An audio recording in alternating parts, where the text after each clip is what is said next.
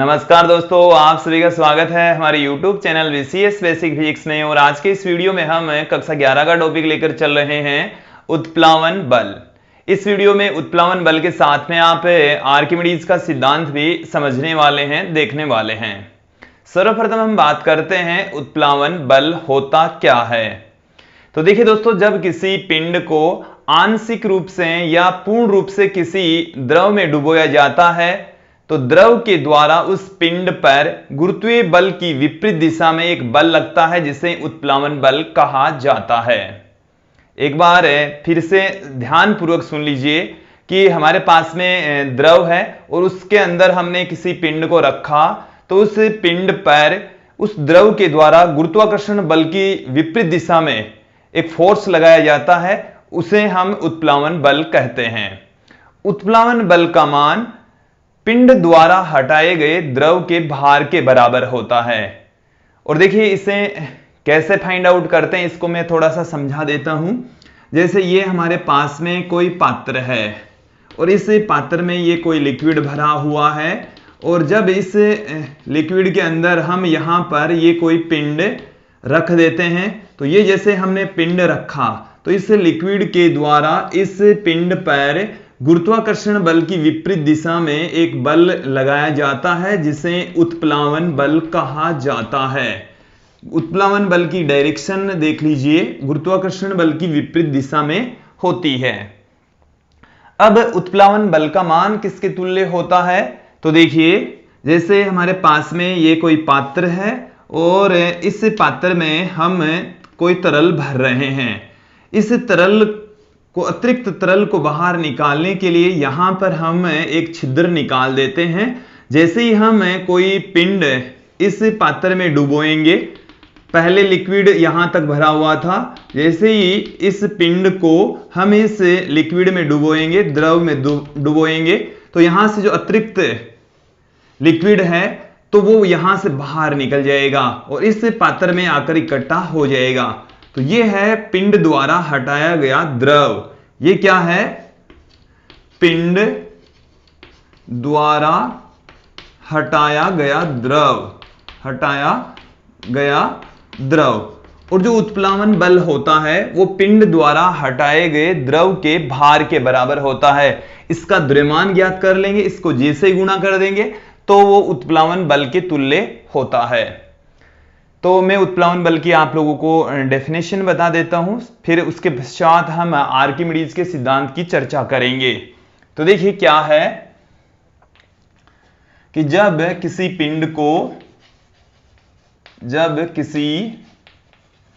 पिंड को द्रव में आंशिक या पूर्ण रूप से डुबोया जाता है, आंशिक या पूर्ण रूप से डुबोया जाता है तो द्रव के द्वारा पिंड पर गुरुत्वीय बल की विपरीत दिशा में, गुरुत्वीय बल की विपरीत दिशा में, गुरुत्वीय बल की विपरीत दिशा में बल लगाया जाता है, बल लगाया जाता है जिसे उत्प्लावन बल कहते हैं, जिसे उत्प्लावन बल कहते हैं। इस बल को उत्प्लावन बल कहा जाता है। उत्प्लावन बल का जो मान है दोस्तों वो है पिंड द्वारा हटाए गए द्रव का भार। उत्प्लावन बल का जो मान है वो है पिंड द्वारा हटाए गए द्रव का भार। पिंड द्वारा हटाए गए द्रव का जो भार होगा वही उत्प्लावन बल के तुल्य होता है। अब इसके पश्चात हम आर्किमिडीज के सिद्धांत की ओर चलते हैं। आर्किमिडीज का सिद्धांत क्या है समझ लीजिए। आर्किमिडीज का सिद्धांत देखिए, आर्किमिडीज ने यह कहा था कि जब किसी पिंड को हम आंशिक रूप से या पूर्ण रूप से किसी द्रव में डुबो देते हैं तो उसके भार में कमी आ जाती है।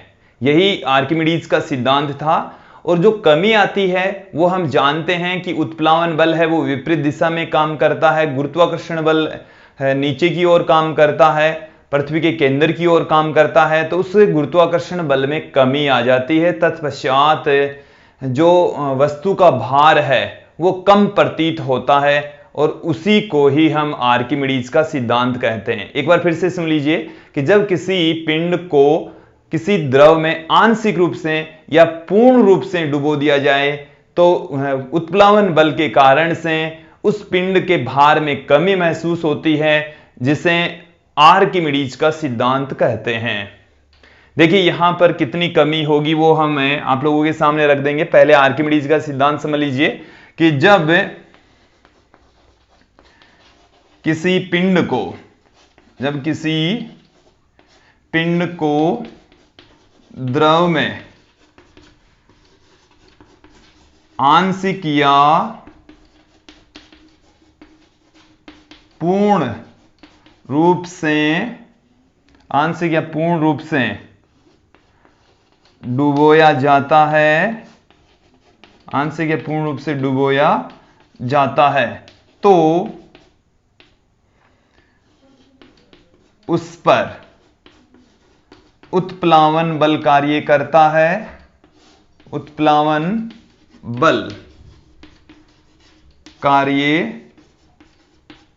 करता है जिससे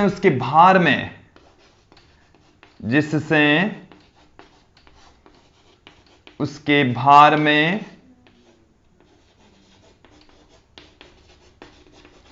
कमी प्रतीत होती है, कमी प्रतीत होती है। यही आर्किमिडीज का सिद्धांत है, यही आर्किमिडीज का सिद्धांत है, यही आर्किमिडीज का सिद्धांत है, यही आर्किमिडीज का सिद्धांत है।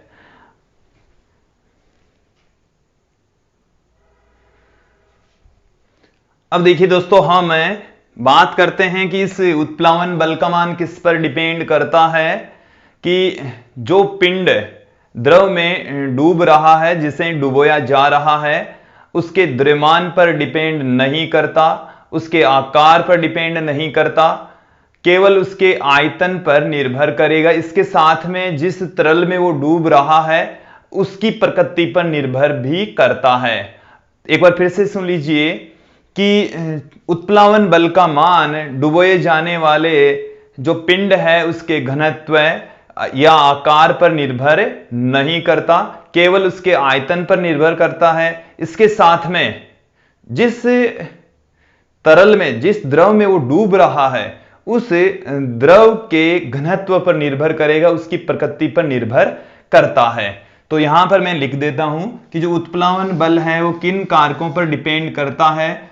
उत्प्लावन बल का मान है, उत्प्लावन बल पिंड के द्रव्यमान व घनत्व व आकार पर निर्भर नहीं करता, आकार पर निर्भर नहीं करता है, आकार पर निर्भर नहीं करता है। फिर निर्भर किस पर करता है? पिंड के आयतन, पिंड के आयतन व द्रव की प्रकृति, द्रव की प्रकृति पर निर्भर करता है, प्रकृति पर निर्भर करता है।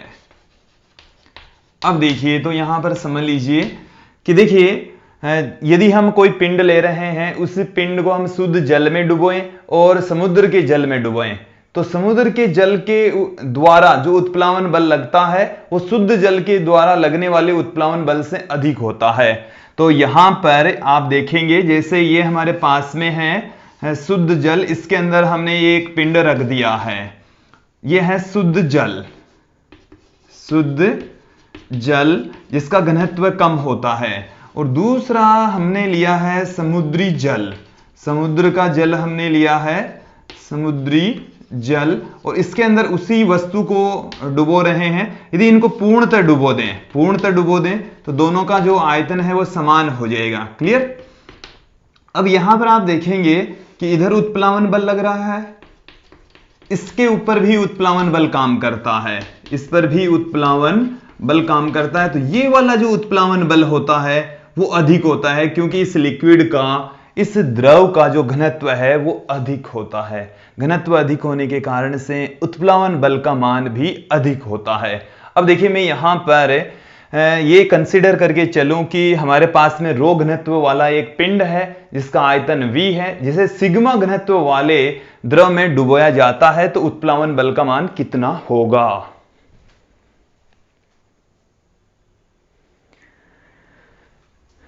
देखिए दोस्तों, अब हम रो घनत्व वाले पिंड को सिग्मा घनत्व वाले द्रव में डुबो देते हैं, तो उत्प्लावन बल का मान कितना होगा?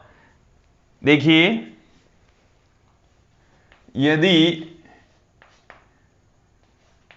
V आयतन वाले पिंड को, V आयतन वाले पिंड को, V आयतन वाले व रो घनत्व वाले पिंड को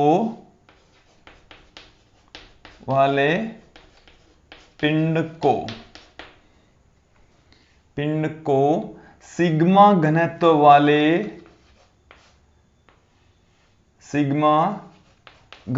वाले द्रव में डुबोया जाता है, तो उत्प्लावन बल होगा पिंड द्वारा हटाए गए द्रव का भार। देखिए, भार बराबर होता है m इंटू जी।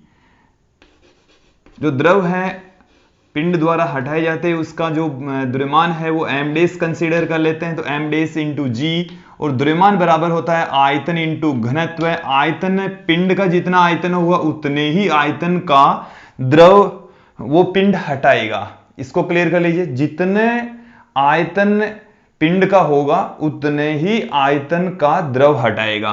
तो V द्रव्यमान की जगह आयतन इंटू घनत्व पुट कर सकते हैं, तो उत्प्लावन बल का मान होगा V सिग्मा G। ये जो V इंटू सिग्मा है वो इस पिंड द्वारा हटाए गए द्रव का द्रव्यमान है, तो द्रव्यमान बराबर आयतन इंटू घनत्व, क्योंकि द्रव का घनत्व हमने सिग्मा लिया है, आयतन पिंड का V है, तो पिंड का जितना आयतन होगा उतना ही आयतन द्रव का हटेगा, तो V इंटू सिग्मा आ जाएगा। अब यहां पर ध्यान देंगे, पिंड पर लगने वाला आभासी बल, पिंड पर लगने वाला आभासी बल, तो पिंड पर लगने वाला जो आभासी बल होगा वो कितना होगा? देखिए, जो आभासी बल है वो होगा उत्प्लावन बल और गुरुत्वीय बल के डिफरेंस के इक्वल। तो गुरुत्वीय बल ये तो नीचे की ओर काम कर रहा है, गुरुत्वीय बल नीचे की ओर काम कर रहा है, माइनस उत्प्लावन बल